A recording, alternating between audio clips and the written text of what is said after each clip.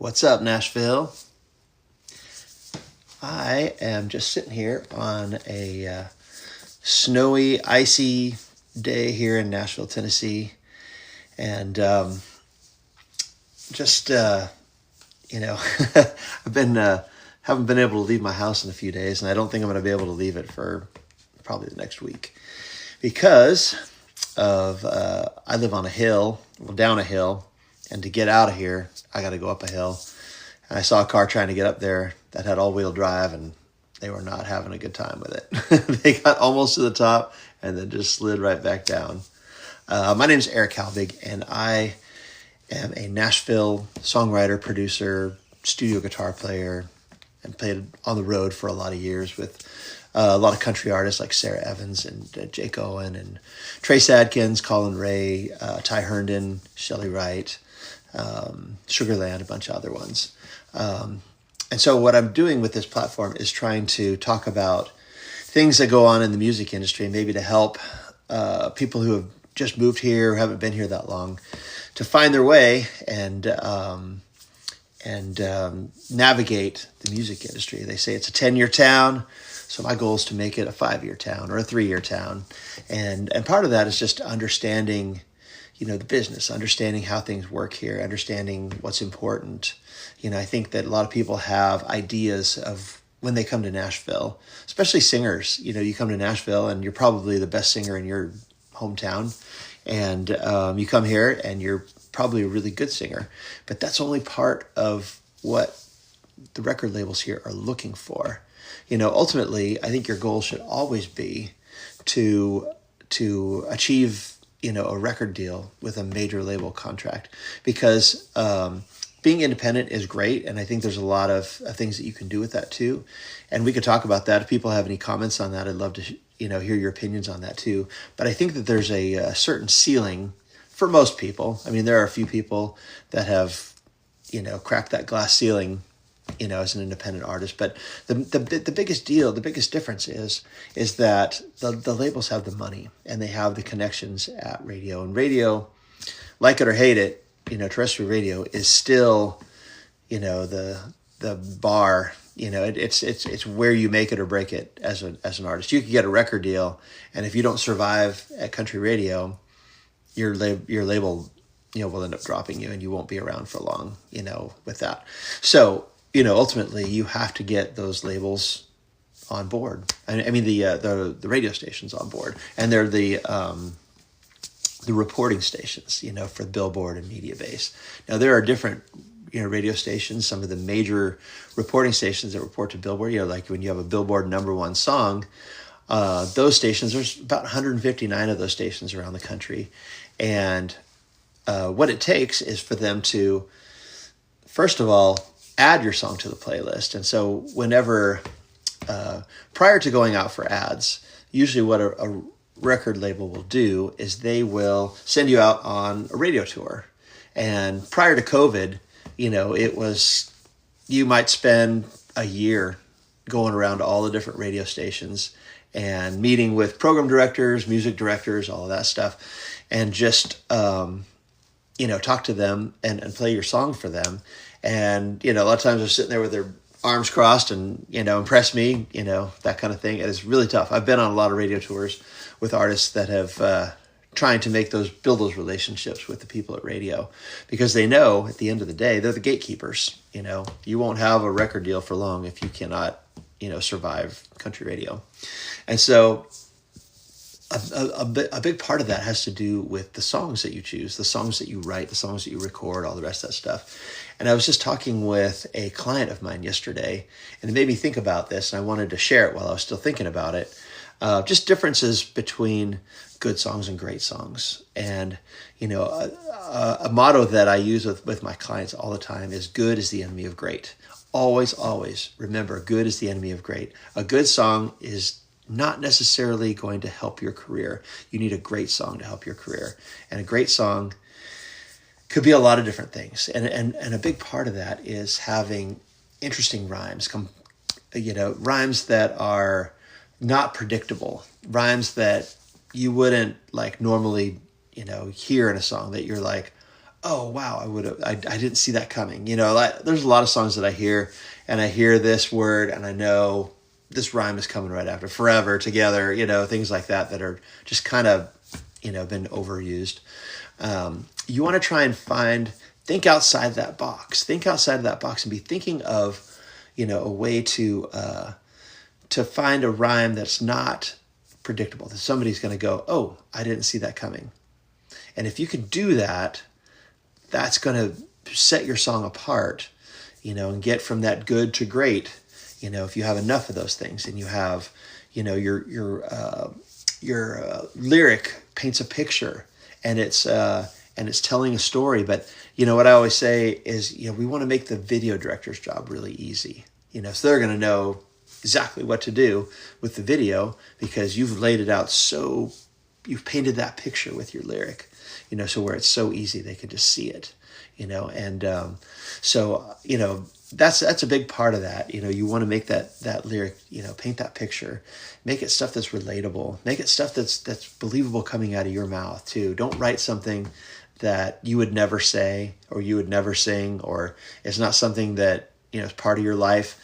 Write your life, because most of the time when you're writing your life, you're also writing somebody else's story too. And a lot of people will be able to relate to the love, the loss, the, whatever things you're going through, the small town things, the, whatever, but find a new way of saying those things that hasn't been said before, in a different way even, and so, we also talk about all killer, no filler. Your records, anything that you put out, you can't take it back. You have to be thinking of the fact that whatever you put out is going to be on the internet probably forever.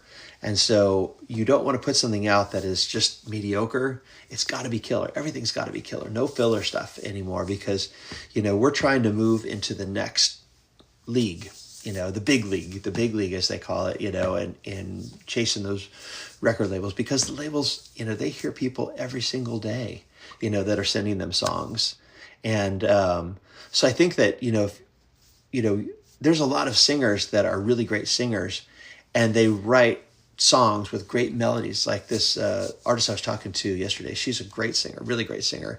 And I could tell that she was writing songs to showcase her voice and showcase her ability to be a singer. But I felt like the songs could have been a little bit stronger also. The song is every bit as important as the voice, maybe even more important.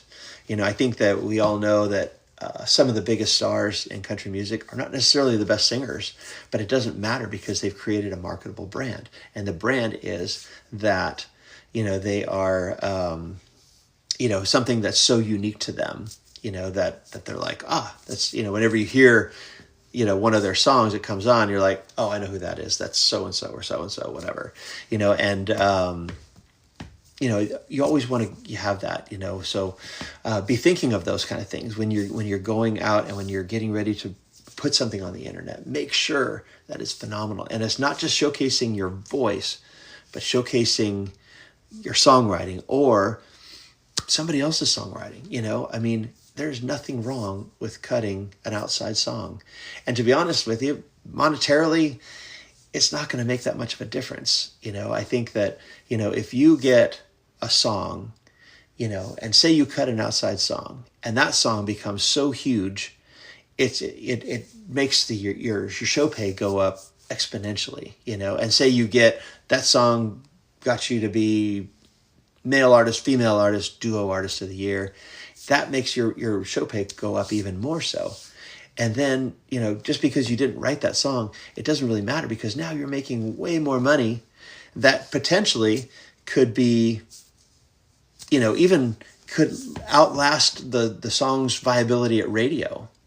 I use this example a lot because they're friends of mine, Thompson Square, and they're really, really great friends of mine. And we've written a lot of songs together, and I've had cuts on their records, and we toured together.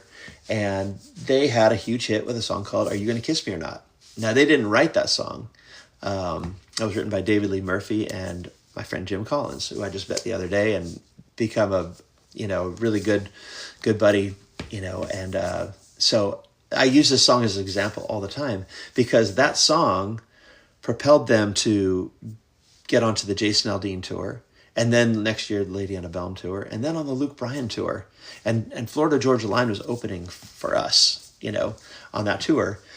Now, that didn't last very long because Florida Georgia Line was an opening act for 1 year, and then the very next year, they were headlining. But again, they had huge hit songs too, and that was the difference. Now, Thompson Square they are great songwriters themselves, but they didn't write Are You Gonna Kiss Me or Not? But do you think they care? I don't think they really care because they've made so much money off of that song. And as a result of that song was the number one most played song in 2011. The whole year of 2011, it was the most played song.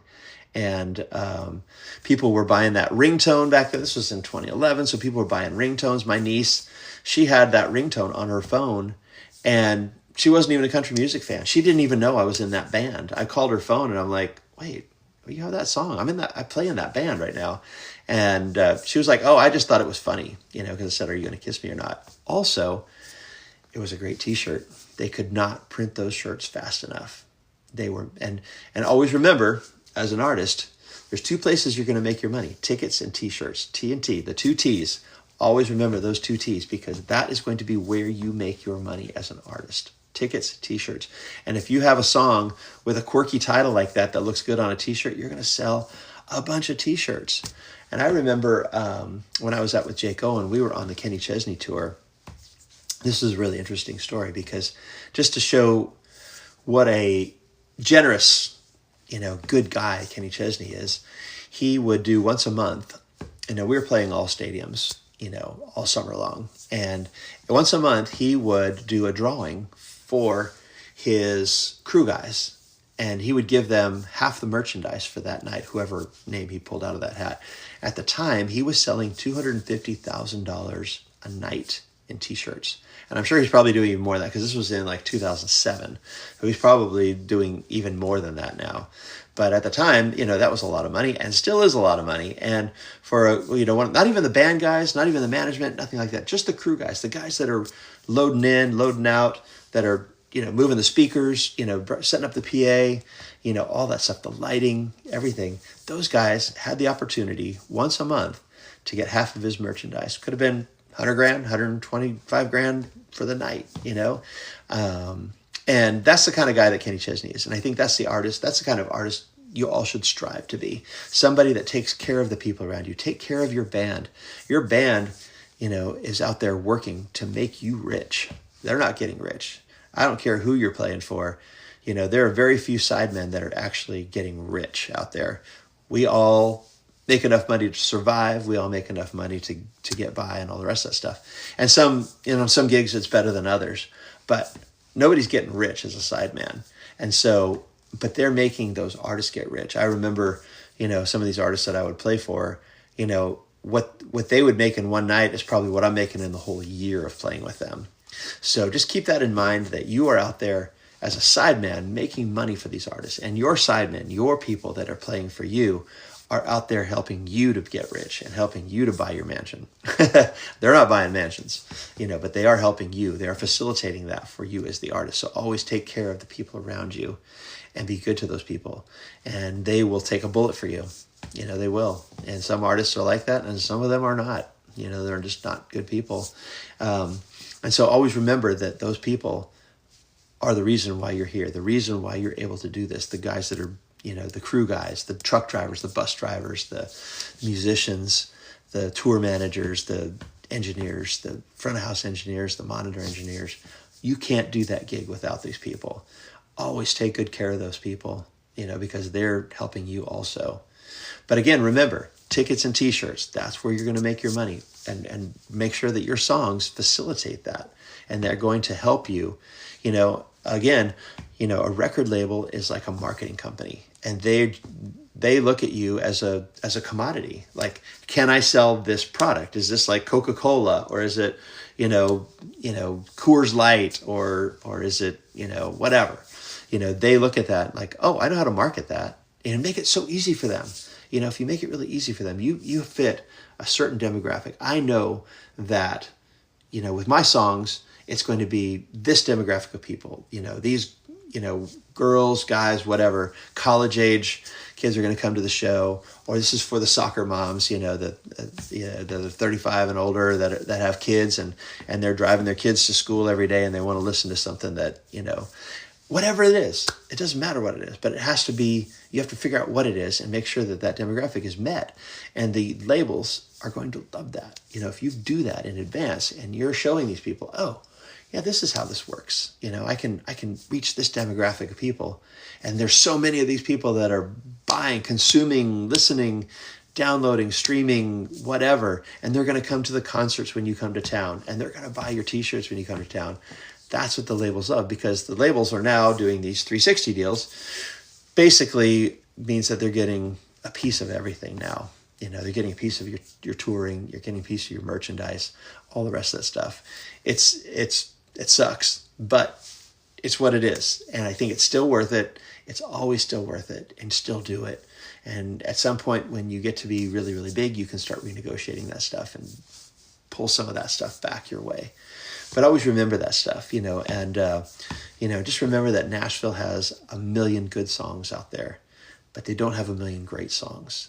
And so make sure that whatever your songs are, that they're great. And they're going to set you apart as a writer for getting your songs cut, or as an artist that's releasing those songs. You always want to be thinking about that, because I'm more of a songwriter, not an artist and a producer. And I'm always thinking about, how is this going to, is this going to relate to, artists that are cutting songs? If you can get a pitch sheet and find out who's cutting, you could write towards that artist and really gear that song. A buddy of mine and I, were writing for an artist the other day because we knew that this guy was going to be cutting. We also had an in with his producer.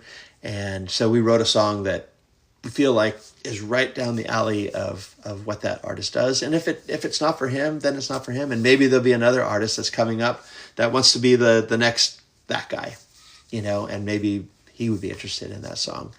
All those things, you really want to be thinking about that. This is a business and you have to treat it like a business.